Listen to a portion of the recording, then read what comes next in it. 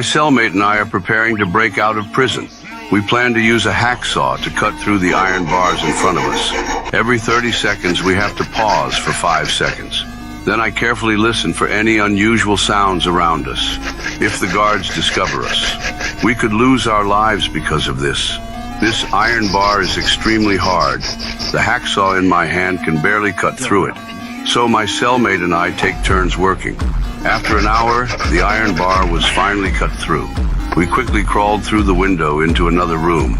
I originally thought we could find an exit to the outside, but after checking the surroundings, we found that all the iron doors were completely locked. We immediately felt very nervous. To prevent being discovered by the guards, I decided to temporarily restore the bars to their original state. Then I found a pile of abandoned windows nearby. The metal bolts could be used to make a key. Just as I was about to cut it, I heard unusual sounds. 2 guards walked in. They planned to smoke here. They never expected us to be hiding behind the middle pillar. We cleverly avoided them. We were nervous to the extreme. The guards walked over again, but they didn't notice anything unusual. After they left, I immediately used the hacksaw to cut this metal bolt. An hour later, the bolt was finally cut through. I first bent the front of the bolt. Then I inserted it into the keyhole of the iron door. The lock was easily opened. Then we lit an oil lamp.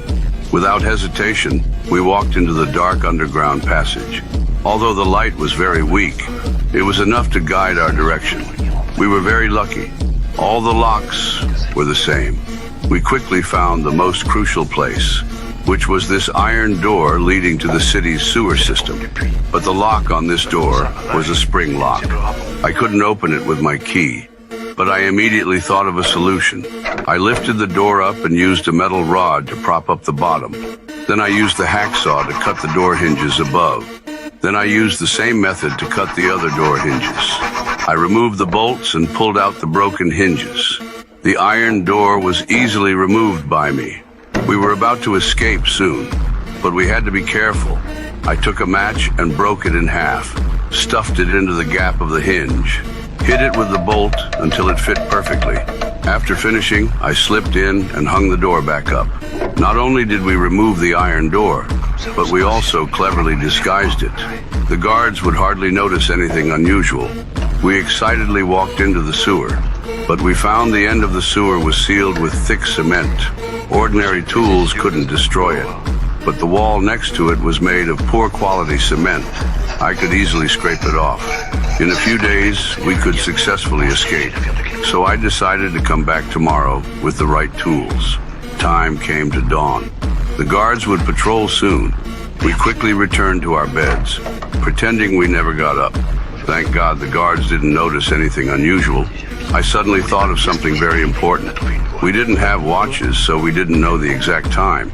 If we had come back a few seconds later, the guards might very well have caught us. To prevent this from happening again, we needed a timer. Jack pretended to be sick and went to the infirmary. He stole 2 glass bottles.